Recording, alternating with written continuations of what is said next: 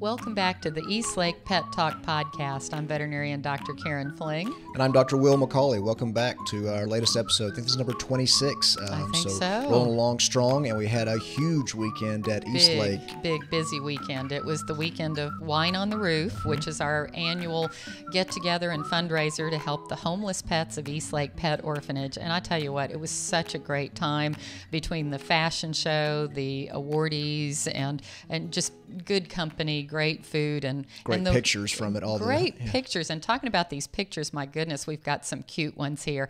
We've got a picture of Sacagawea here with her little, not papoose, but a papoose. A papoose, very papoose. And so a little puppy in her little backpack there. And one of my favorites, too, was Miss Kitty. Mm-hmm. And, you say that dogs and their owners look alike. Sometimes cats and their owners look alike. And I love the way these two coordinated their colors together. They look so great. They look great, yeah. Yeah, great. But, just one costume after another. Roy Rogers, Dale Evans, and their horse Trigger. And, the fashion show was something originally that we just did at one event as kind of a fun, crazy thing, but it's really gotten to be almost like the signature event or event within the event. People love to dress up and dress those pets up, and I think the pets enjoy it too. They can kind of feel the air of excitement around, and they kind of get into it. I tell you what, they did, festival atmosphere. And so many adoptions and love connections happened. So that was the best part of all. And then also to be circled with so many other pet-loving people from in the community. Dallas is really working very, very hard to become a no-kill city like some of the other smaller cities across the country have already done. And we're making great progress that way. And it was so neat, especially to see a couple of the John LaBella Award recipients this year. Jody Jones with Dallas Animal Services. She has been the force behind doing so much good work in the city and really changing Dallas Animal Services into a much more positive place where many more adoptions are happening. And then, of course, Tammy Dombeck was on site as an award recipient. And what I love about her is even though she's not somebody in veterinary medicine or in shelter care or really specifically a rescue person, she really utilizes her position as a media personality to champion the rights of pets. And so whether it's tweeting information about the orphanage or just rolling up her sleeves and getting involved, she's really quite a remarkable individual. That's what it's about, is getting the community in to help with this, because like you said, at the end of the day, it's about finding homes for these pets and getting to avoid having to send them to a kill shelter where they may have to be put down just because of the logistics of keeping so many homeless pets in there. Right, and of course our sidearm, our charitable arm, is a no-kill entity, but really somebody does have to shoulder the burden of many of those other pets that are around the city that sometimes do wind up being euthanized. So it takes a village, and if everybody did just a little bit and contributed, we probably wouldn't have the statistics that we have today. Have a huge impact, that's for sure. Yeah, having all those dogs around in one area kind of made us worried a bit about possible fights or bites going on, and that kind of tees into what this week is. Right. This week, the entire week, is National Bite Prevention Week, and every year there are 4.5 million bite incidences that happen involving dogs, and probably 1 in 5 of those incidents results in an emergency room trip. And those are just the reported ones. Just the reported ones, exactly. So probably far many more than what are actually reported. And the statistical incidence is such that typically children are most likely to be those ones that are bitten. And the age range that we see is usually 9-year-olds and under that are the highest number of bite wound victims. And boys are slightly higher than girls. I believe that. And the feeling is that whether you're talking about a boy or a girl, that they are more at risk for being injured and sometimes very dangerously injured by dogs because they're shorter, they're smaller, their movements are more jerky. Sometimes in play and excitement, they may be more rambunctious. And the kids are the ones that get the facial bites, the really bad injuries to the face. Whereas adults, and there tends to be kind of a peak that happens at about age 40 and above, where bite wounds happen more often. And then, of course, with the elderly, but those bites are usually hands and extremities. Hands and arms, yeah, right, exactly. Things like that. Yeah. But you got to remember, any dog can bite. And you have to observe and supervise your kids and dogs and cats when they're playing, because even the most loving, gentle dog you can think of can get startled or scared or just agitated by some poking and pulling, and so they can turn around and give a little bite. And so it's important to teach your kids not to the proper way to behave around pets to keep that from happening. And sometimes I think there's actually a misplaced aggression that will happen. And I know a lot of pet owners say, gosh, my dog would never bite me, or my cat would never bite me. But if there's something upsetting them in their environment, sometimes they'll just reach out and lash out and bite. Or if they're in pain, bite wounds can happen very quickly. And there are certain body language behaviors and cues to be aware of, and things that you should look for in a dog or a cat in terms of being worried that a bite may happen is if their body language appears tense or anxious. Certainly if their fur is bristled up, if they are growling or snarling, those are definite things that you want to watch for. Even if the tail is stiff, and sometimes there's a nervous wag that dogs will do that doesn't necessarily... The low wag, exactly. So that can indicate that they're anxious or nervous and uncomfortable versus that they're happy. And always pay attention to facial expressions. The head, if it's dropped lower, if the ears are back or flattened, those are big warning signs. I always say the eyes will give it away. You can tell in a dog's eyes when they are nervous or angered or just anxious and feel cornered, and so it takes a while to kind of pick up on it, but once you do, you know the look of a dog who will just slobber you with kisses or may reach out and try to bite you. Right, absolutely. So the national campaign says that any dog may bite, so you want to be wary and cautious and use some good things on this tip list to avoid being bitten. So don't approach a dog if the dog is not with their owner, or if the owner has not offered permission to pet that dog. Don't pet service dogs, dogs that are eating, dogs that are sleeping. Don't pet those dogs that are sick or injured, or dogs with puppies. And generally, any dog that is anxious or nervous should not be pet. Don't pet those that are playing with toys or chewies. And certainly don't pet those dogs that are growling or showing negative body language.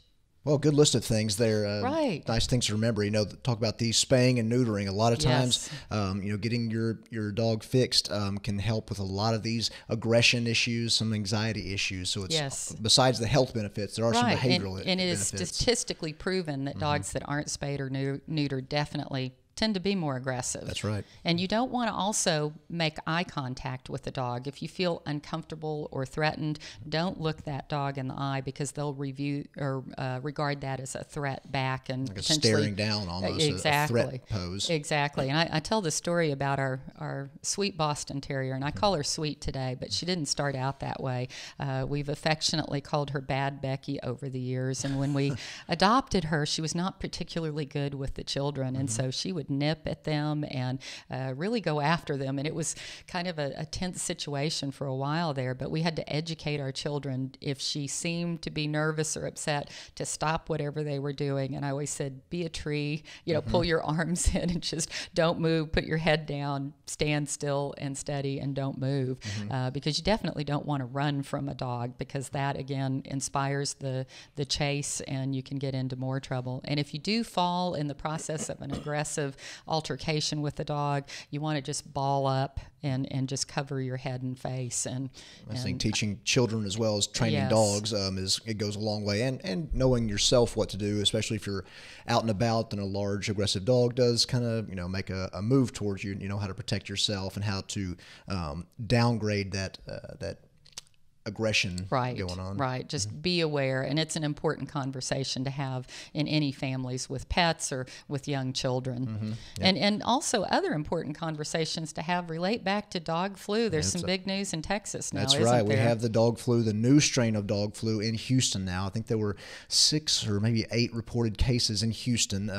Y'all maybe remember that we talked about this. It was first identified in Chicago, and it was made the news. They do think that the strain actually came out of Asia. possibly China.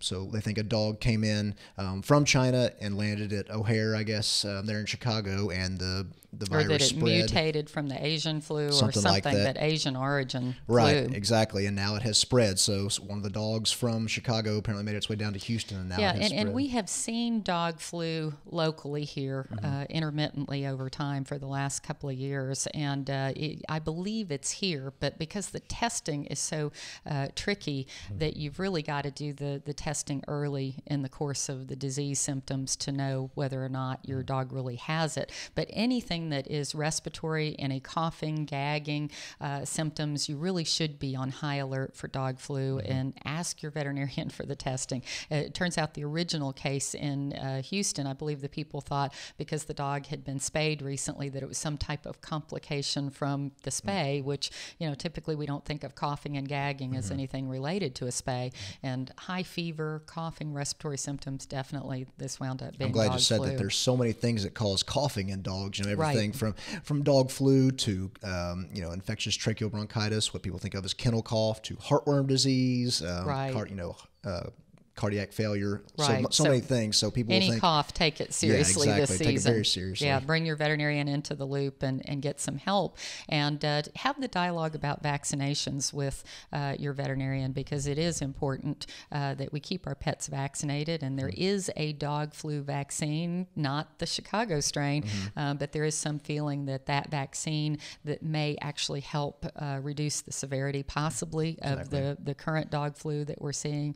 So have that discussion with your pet's doctor. And we were talking about dog bite safety a little while ago. I always say that vaccination for rabies, at least, is one of the best insurance policies you can have, because if your dog is involved in a bite situation, then that vaccination being current keeps you from having to do a much more stringent quarantine. Much longer quarantine, too. Yeah. Yes, exactly. And, you don't want a rabies control officer saying you have to test for rabies, for goodness sakes, which is a fatal test. And it's the law, so it's best to follow the law with that. I mentioned this flu coming out of China. A little cooler thing that came out of China was a new bird species was discovered not too long ago.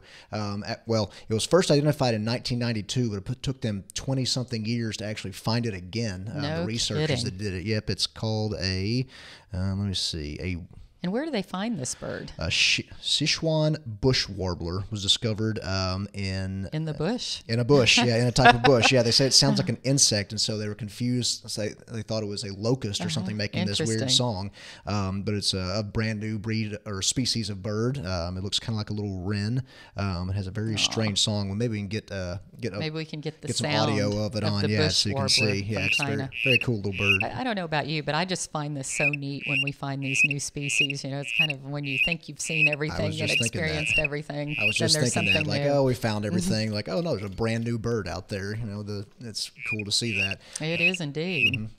Another thing that's cool to see are our pet of the week this week. Yes, Bugs Bunny, the rabbit. Right. Yeah. A lot of people don't think about the pet orphanage that we help as taking care of alternative species, but sometimes we have pot-bellied pigs. My pig. Yep. Yeah. And we've had a few of those, which is kind of crazy. And bunnies. We see these bunnies like Bugs. That's right. Yeah. Bugs came in. He's we think a little cottontail rabbit, some kind. We haven't had to do a whole lot medically with him, which is great. But rabbits, just like dogs and cats, need proper veterinary care. They need proper diet. Rabbits are vegetarians, and they need a high amount of fiber in their diet. So people will sometimes get pet rabbits, and they'll feed them just carrots because they've seen the Bugs Bunny cartoons and think, oh, that's all the rabbit needs. When really, a large percentage of their diet has to be hay, specifically Timothy hay, stuff to get their really high fiber content. And then a lot of people will do alfalfa, but they need Timothy. They do. They need Timothy hay. Yep. So contact your veterinarian if you do have an exotic species, or come up and see Bugs if you would like to adopt a rabbit. He's a sweethart. He's a very nice rabbit. Yeah, very nice rabbit, and just ready for a good new home. He is. He deserves it. He's been up there. This coming Monday is Memorial Day. And we do want to remind everyone that if you are going out to the lake, this is kind of the beginning of lake season. And if you do have some questions or issues about taking your dog out there for dog safety, look at last week's episode. We talked about lake safety, including sunscreen screen and life jackets and all that fun. I love those life jackets. I know. Yeah, right? one of mine, when I let him try a life jacket for the first time, it was just like, oh, this is so effortless and so much fun. Just around, really changed how he liked swimming. So lots of good fun. I love how dogs like to participate in the stuff that we like to. Everything from lake boat, being out on the lake to painting, like we did painting paws. Right. And I think next week we may try to get a guest in. Yes, we're hoping to have Shay Cronin join us, and she has a local studio where she has art parties either for kids or adults or art classes, and she really does a lot of fun stuff out there. But her latest venture that she's doing is a Paint Your Pet project, and I think this is just so unbelievably cool. And so she's going to hopefully join us next week and tell us a little bit more about that, and I'm ready to sign up myself. I've heard, I'll check out and see what this is, the Paint Your Pet project. Right, and I'll need lots of canvases if I do it. So you too. Yeah, me too. Getting more. Yes. All right. But we're about out of time for today, but we'll be back with more the same time, same place, and just remember to subscribe because we're very close to joining up with iHeartRadio, so we need more subscriptions. And how should people get connected with us? If you do have a question or you want to just leave us a comment, send us a voicemail at 972-808-6038. You can always subscribe to us through iTunes in the description below this video. We do recommend that you subscribe to our YouTube channel if you haven't yet. As we said, we could get on iHeartRadio if we get enough subscribers, or shoot us an email at podcast@welovepets.net. And I think we're about out of time, so I'm Dr. Will McCauley. Karen Fling, and we'll see you next week. Thanks so much.